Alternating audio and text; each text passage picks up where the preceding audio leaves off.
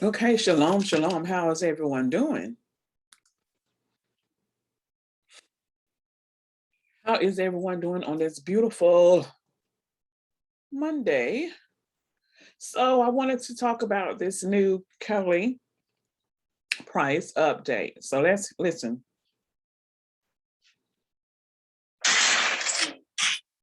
I woke up some days later, a couple of days later, and the first thing I remember is the team of doctors standing around me and asking me if I knew what year it was. Wait, when you say they lost you, can you clarify what that means? Yeah, I died. And the next thing, it was some days later. I remember waking up in ICU and the doctor asking me if I remembered what year it was. I'm sorry, not what day, if I knew what year it was. Going into the hospital, I'd actually had COVID for over a week, but my conditions were progressing in the wrong direction from home. And we're jumping all the way in. So I had it. My husband did not have it. He was taking care of me at home, speaking with my primary care physician, giving me breathing treatments, giving me my medicine every 4 hours. He was in constant communication with her. And eventually he ended up testing positive within a week after I got it and just prior to me going into the hospital. She could see, she was seeing me every day on FaceTime and walking him through administering meds.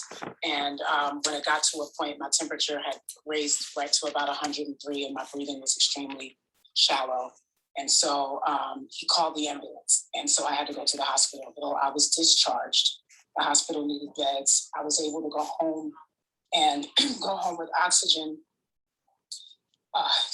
and go home with oxygen and have home health aides come check on me throughout the week, which is what happened for a period of 4 weeks after being released from the hospital. So people were definitely seeing me. The people that could actually say something are not allowed to because of HIPAA law. But I was being seen several times a week by home health aides after being released on oxygen. And I actually just got my first clean COVID test probably exactly a week ago. So I have what is called long COVID. And I am facing a very uphill battle right now. So I'm gonna cry. I have a lot of rehabbing to do. I suffered a lot of internal damage. And so I have a lot of rehabbing to do before I am able to be what I like to call concert again. And following the year I've had losing so many people, I had just lost my grandmother before I was diagnosed. And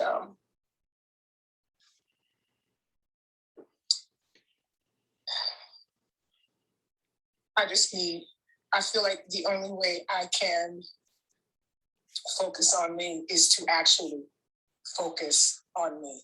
There were people, I don't know how, fans or whoever they were, coming to my house, people ringing the bell, leaving things at my doorstep, disturbing my neighbors all times of the day and night. I've had that happen. It got to the point, and this wasn't months ago, I literally just left my house maybe a week ago because I couldn't rest there.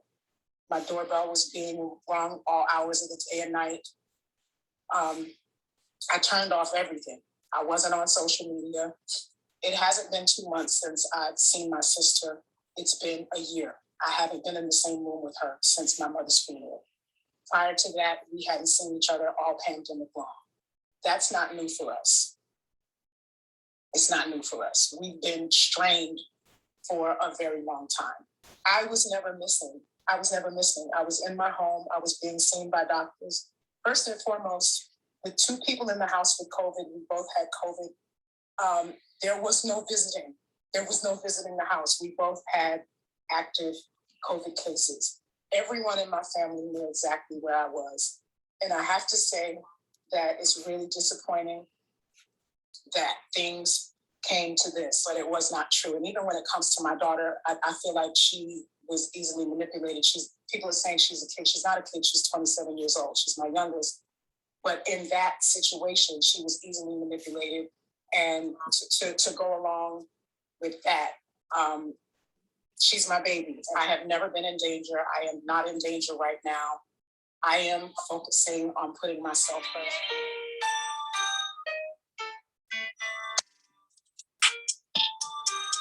Okay.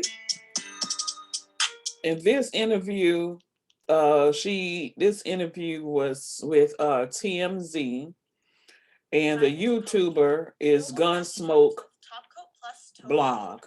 Okay, that uploaded it. Okay, so how is everyone doing? First of all, I hope everyone is doing good. Everyone is keeping themselves, their face covered when they're out and about. So my first question is, who reported her missing? I think a better interview could have been done because we didn't hear the actual question that she was asked. We just heard answers. Okay. For example, she said, well, actually, with every answer, we didn't hear the actual question.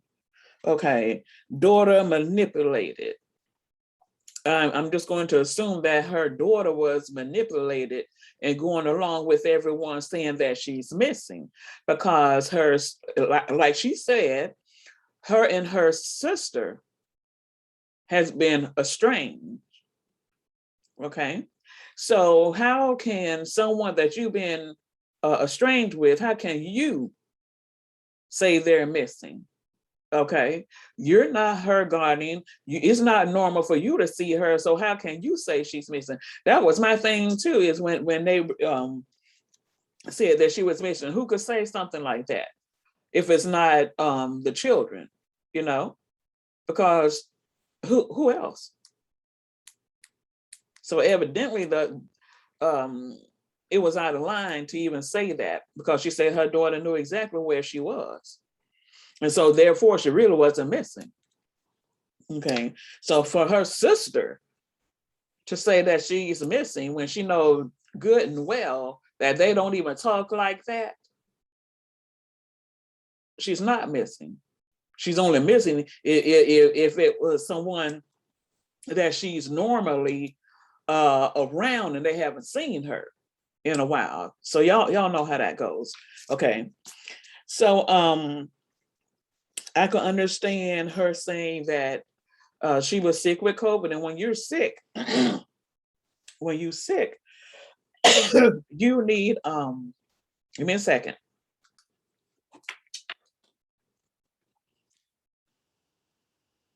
When you're sick, you need your rest. I'm sure everyone could understand that, because you'll never get well. So that was her reason for going somewhere, so she could get her rest, so she could heal, And so she said that the doorbell was constantly ringing and things of that nature, so she couldn't rest, so she had to isolate herself. Okay. She said that she lost a lot of family recently. It was like back to back to back to back to back. Okay. So that takes a toll on a person. And when you're sick, your body been through something like that, you have to rehab. So like she said, she has a lot of rehabbing to do. You have to rehab yourself from inside to outside, your mind, your body, and soul. You have to do that. And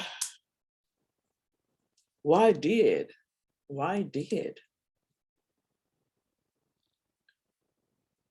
anyone report her missing to begin with, when clearly she wasn't missing?